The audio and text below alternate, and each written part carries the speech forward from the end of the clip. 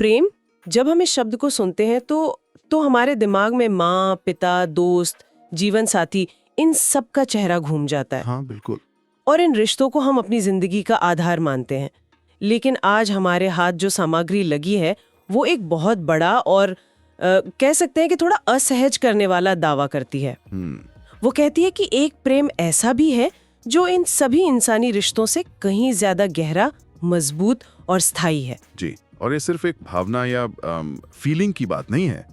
इन स्रोतों के मुताबिक ये एक पूरी आध्यात्मिक यात्रा की नींव है, उसका इंजन है। अच्छा, आज हम गुरु और शिष्य के बीच के प्रेम के इसी अनूठे रिश्ते की परतों को खोलकर देखेंगे। मतलब समझने की कोशिश करेंगे कि आखिर इसमें ऐसा क्या है जो इसे बाकी सबसे अलग और इतना ऊंचा दर्जा देता है। बिल्कुल। तो चलिए इस बड़े दावे को ठीक से परखते हैं, क्योंकि जब कोई ये कहता है कि आपका हर जाना पहचाना रिश्ता एक स्तर पर अस्थायी है, तो ये एक टफ पिल टू स्वॉलो है। इसे मानना आसान नहीं है। हाँ, ये बात तो है। दिलचस्प हिस्सा है। ये हमारी प्रेम की जो समझ है उसको चुनौती देता है। चलिए शुरू करते हैं उसी तुलना से जो स्रोत में दी गई है। हाँ, स्रोत की शुरुआत ही होती है सांसारिक प्रेम के विश्लेषण से। माँ, बच्चे, पति पत्नी, भाई बहन, दोस्तों का प्यार।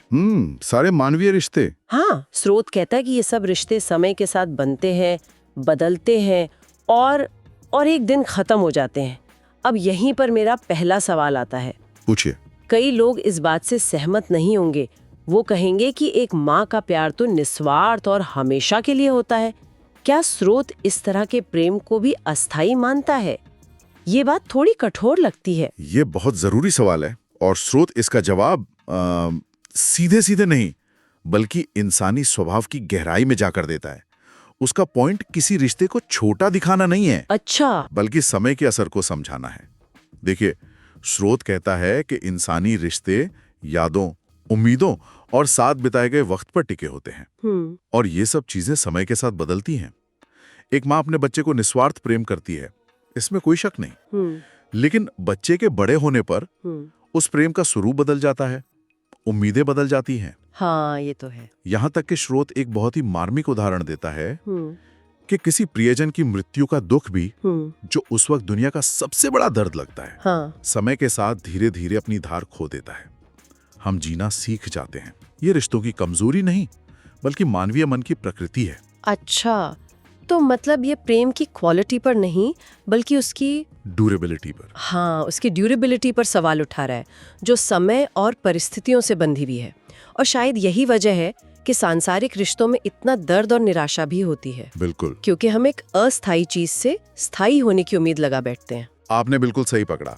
हम नश्वर चीजों से अमरता की उम्मीद करते हैं और वहीं से दुख पैदा होता है। अब इसी के सामने स्रोत गुरु शिष्य के प्रेम को रखता है और यहाँ भाषा पूरी तरह बदल जाती है। कैसे? कुछ बहुत ही शक्तिशाली शब्दों का इस्तेमाल होता है, जैसे ये प्रेम हमारे रोम रोम में, रग रग में, हमारी धड़कन और लहू में रच बस जाता है। और सबसे जरूरी बात, क्या? ये हमेशा बरकरार रहता है। ये टेम्पररी और परमानेंट का सीधा फर्क है। हमेशा बरकरार रहता है? ये कैसे मुमकिन है? इंसान तो खुद हमेशा नहीं रहता, तो ये प्रेम कैसे स्थायी हो सकता है? क्योंकि स्रोत के अनुसार ये प्रेम दो शरीरों के बीच का रिश्ता नहीं है। तो फिर क्या है? ये शिष्य की आत्मा का गुरु की चेतना से जुड़ना है। इसे ऐसे सोचिए, जैसे सूरज रोशनी देता है। ठीक है।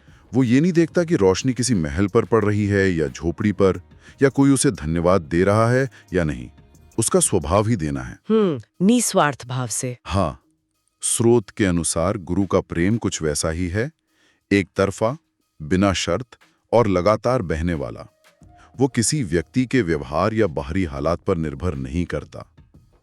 इसीलिए ये एक आंतरिक अवस्था है, बाहरी लेन देन नहीं। तो जब शिष्य का प्रेम इस स्तर पर पहुंच जाता है तो वो दुनिया के उतार चढ़ाव से प्रभावित होना बंद हो जाता है। बिल्कुल, उसे एक ऐसी भावनात्मक और आध्यात्मिक स्थिरता मिलती है जो दुनियावी रिश्तों में मुमकिन नहीं। ये एक बहुत बड़ा आइडिया है। यानी एक प्रेम आपको दुनिया से और कसकर बांधता है, जबकि दूसरा प्रेम वो आपको दुनिया के बदलावों से एक तरह की आजादी देता है। सही कहा। अच्छा, तो ये जो निस्वार्थ होने वाली बात है, बिना किसी उम्मीद के देने वाली बात, ये इस पूरे कॉन्सेप्ट का फाउंडेशन लगती है। बिल्कुल, यही वो धुरी है जिस पर सब कुछ घूमता है। स्रोत साफ कहता है कि सच्चा प्रेम है बिना किसी संकोच के देना, सौंपना और समर्पण करना।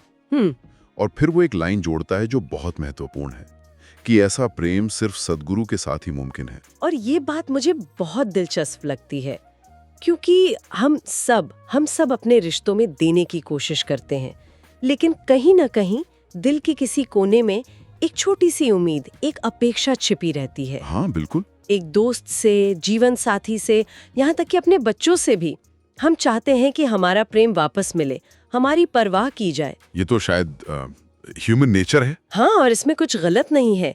ये मानवीय रिश्तों का हिस्सा है। एक लेन देन का भाव होता है, चाहे वो कितना भी सूक्ष्म क्यों ना हो। सही। लेकिन स्रोत जिस गुरु प्रेम की बात कर रहा है वो इस लेन देन के दायरे से बाहर है। और ऐसा क्यों है? क्योंकि स्रोत के अनुसार गुरु का अपना कोई स्वार्थ नहीं होता, आशा या उम्मीद नहीं होती, वो बस देते हैं, देते ही रहते हैं। वो प्रेम शिष्य के भले के लिए है, गुरु के अपने किसी इमोशनल या पर्सनल गेन के लिए नहीं। इसीलिए वो शुद्ध है, उसमें कोई मिलावट नहीं है। अच्छा, जब प्रेम का आधार उम्मीदों पर नहीं बल्कि सिर्फ देने के भाव पर टिका हो तो उसे बाहरी परिस्थितियों से कोई फर्क नहीं पड़ता। उम्मीदें टूटती हैं तो रिश्ते बिखर जाते हैं। जहां उम्मीद ही नहीं वहां निराशा की कोई जगह नहीं। तो आप ये कह रहे हैं कि ये निस्वार्थ भाव ही उस प्रेम को वो शक्ति और स्थायित्व देता है। हाँ, ये एक ऐसा सेफ स्पेस बनाता है जहां शिष्य को ये डर नहीं होता कि उसकी किसी गलती से या बदलती परिस्थितियों से ये प्रेम कम हो जाएगा। बहुत अच्छा पॉइंट है। ये एक तरह की आध्यात्मिक सुरक्षा की भावना देता है। शिष्य को पता होता है कि एक सहारा है जो कभी नहीं हटेगा, चाहे वो 1000 गलतियां करे। और यही सुरक्षा उसे हिम्मत देती है। हाँ, यही सुरक्षा उसे अपने अंदर की कमियों का सामना करने और खुद पर काम करने की हिम्मत देती है। अच्छा, तो अगर इस प्रेम का आधार गुरु का निस्वार्थ भाव है, जहां उन्हें शिष्य से कुछ चाहिए ही नहीं, तो फिर इसका मकसद क्या है? अगर गुरु को कुछ चाहिए ही नहीं, तो ये प्रेम शिष्य को कहाँ ले जा रहा है? क्या ये सिर्फ एक अच्छी फीलिंग है या इसका कोई बड़ा लक्ष्य भी है? और अब हम इस बातचीत के सबसे कह सकते हैं कोर हिस्से पर आ गए हैं। ये प्रेम सिर्फ एक एहसास नहीं है, ये एक मकसद के साथ आता है। स्रोत कहता है कि सद्गुरु का प्रेम शिष्य को प्रेरणा देता है, मोटिवेशन। प्रेरणा किस बात की? प्रेरणा इस बात की कि हम उनका हुक्म मानते हुए भजन सिमरन में लगें। तो यहाँ प्रेम एक पैसिव फीलिंग नहीं बल्कि एक एक्टिव मोटिवेटिंग फोर्स बन जाता है, एक ईंधन की तरह। बिल्कुल, ये एक ईंधन है जो शिष्य की आध्यात्मिक गाड़ी को चलाता है। इसमें 2 शब्द बहुत खास हैं, एक हुक्म और दूसरा भजन सिमरन। जी, पहले हुक्म की बात करते हैं। जी, ये शब्द सुनने में थोड़ा सख्त लगता है, जैसे कोई मिलिट्री का आदेश हो। क्या इसका मतलब वही है या इसका कोई और गहरा मतलब है? ये बहुत ही गहरी बात आपने पूछी। क्या ये सिर्फ नियमों का पालन करना है या किसी बड़ी व्यवस्था के साथ तालमेल बिठाना है? हुक्म का शाब्दिक अर्थ आदेश ही है, लेकिन इसका दार्शनिक मतलब कहीं ज्यादा गहरा है। ये किसी तानाशाह का आदेश नहीं है। इसे ऐसे समझें जैसे एक संगीतकार होता है जो सुर और ताल के नियमों को समझता है। ठीक है। जब वो उन नियमों के साथ तालमेल बिठाकर चलता है तो मधुर संगीत पैदा होता है। वो नियमों का गुलाम नहीं है, बल्कि वो उन नियमों को समझकर उनके साथ एक हो गया है। अच्छा।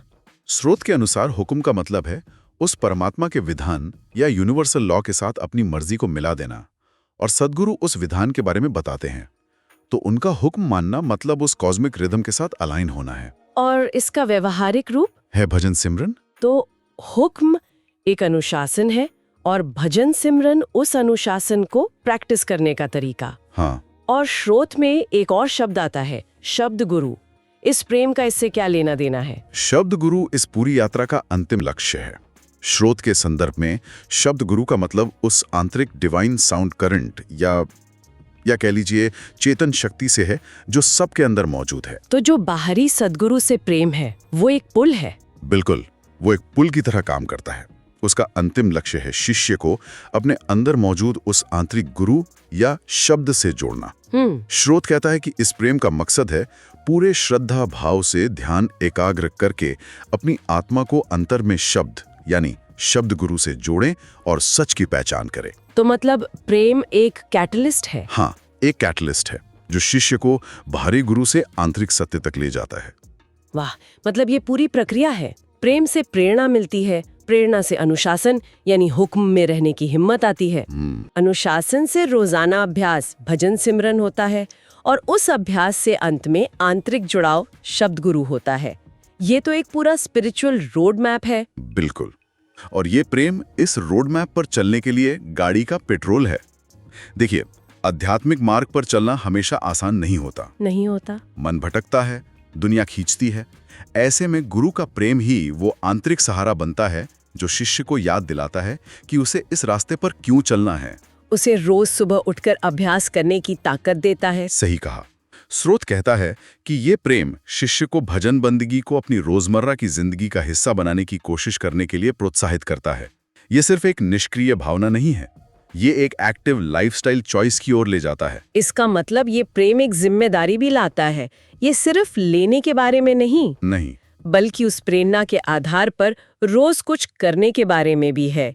ये शिष्य को एक पैसिव बिलीवर से एक एक्टिव प्रैक्टिशनर बनाता है। सही कहा। प्रेम यहाँ पर ट्रांसफॉर्मेशन का एजेंट बन जाता है। ये शिष्य को सिर्फ अच्छा महसूस नहीं कराता, बल्कि उसे एक बेहतर और ज्यादा अनुशासित इंसान बनने के लिए प्रेरित करता है, जो अपने आध्यात्मिक लक्ष्य के प्रति गंभीर हो। तो अगर हम इस पूरी चर्चा को समेटें, तो ये स्रोत हमें प्रेम की एक बिल्कुल अलग तस्वीर दिखा रहा है। ये कहता है कि एक ऐसा प्रेम है जो सांसारिक रिश्तों से इसलिए ऊपर है क्योंकि वो समय और परिस्थितियों से परे स्थायी है। बिल्कुल। इसकी नींव गुरु के पूरी तरह से निस्वार्थ भाव पर टिकी है, जहाँ कोई उम्मीद या मांग नहीं है, सिर्फ देना है। देना ही देना है। और सबसे जरूरी बात, ये सिर्फ एक एहसास होकर रह नहीं जाता, बल्कि इसका एक बहुत स्पष्ट और प्रैक्टिकल उद्देश्य है। शिष्य को रोजाना आध्यात्मिक अनुशासन के लिए प्रेरित करना, ताकि वो अंततः अपनी आत्मा को उस परम सत्य से जोड़ सके। अगर हम इसे एक बड़े परिप्रेक्ष्य में देखें, तो ये प्रेम शिष्य के रूपांतरण का एक पूरा सिस्टम है। ये उसे उसकी छोटी छोटी व्यक्तिगत इच्छाओं, अपेक्षाओं और मैं से ऊपर उठाकर एक बहुत ऊंचे मकसद से जोड़ता है। ये एक यात्रा है जिसमें शिष्य अपने ईगो से परे जाकर उस परम सत्य से जुड़ने की कोशिश करता है, और इस मुश्किल यात्रा में गुरु का निस्वार्थ प्रेम ही उसका सबसे बड़ा सहारा, प्रेरणा और मार्गदर्शक बनता है। ये सिर्फ एक रिश्ता नहीं है। नहीं, ये स्पिरिचुअल ग्रोथ का एक पूरा तंत्र है। ये वाकई एक बहुत गहरा विचार है। और इस पूरी बातचीत के बाद मेरे मन में एक सवाल अटक गया है। बताइए। ये सारी सामग्री इस बात पर केंद्रित है कि शिष्य इस निस्वार्थ प्रेम से क्या हासिल करता है, उसका जीवन कैसे बदलता है, उसे क्या मिलता है। हाँ, ये पूरी तरह से शिष्य के दृष्टिकोण से समझाया गया है। तो मेरा सवाल दूसरे छोर के बारे में है। उस सत्ता या उस गुरु की चेतना की अवस्था क्या होगी जो बिना किसी व्यक्तिगत लाभ के, बिना कुछ वापस चाहे, इतना असीम, बिना शर्त प्रेम लगातार दे सकता है। अस्तित्व की वो अवस्था वास्तव में कैसी होगी, जहां से ऐसा निस्वार्थ प्रेम एक झरने की तरह लगातार बहता रहता है। ये हमें सोचने पर मजबूर करता है कि देने की उस क्षमता के पीछे चेतना का कौन सा स्तर होगा।